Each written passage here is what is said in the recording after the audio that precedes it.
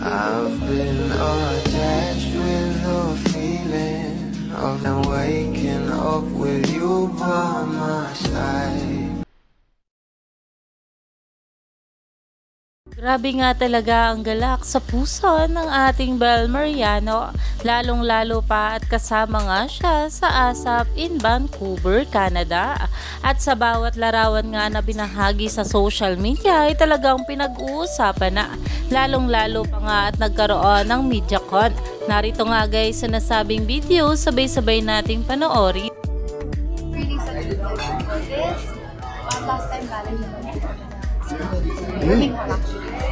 different shows there, and then now we're here more than going around and seeing the world and culture, just to see Filipinos all over the world. Parang iba kasi yung sense of yung feeling when pride, when you get to be there with them, kasi you know how much they love they love the Philippines, and just to be able to bring home to them, it's really such an honor.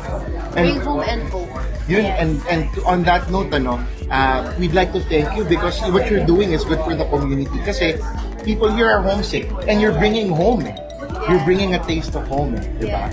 At tinanong nga ang ating Bel Mariano ng how does it feel at such a young age to have the opportunity to travel the world with all the other A-list stars for ASAP. Ano yung feeling nun? At iyan nga guys sa naging kasagutan ng ating Bel Mariano. At habang nagsasalita nga itong ating Bel ay talagang nakangiti nga dito itong sa Alexa na sang-ayon nga sa bawat sinasabi ng ating Bel Mariano.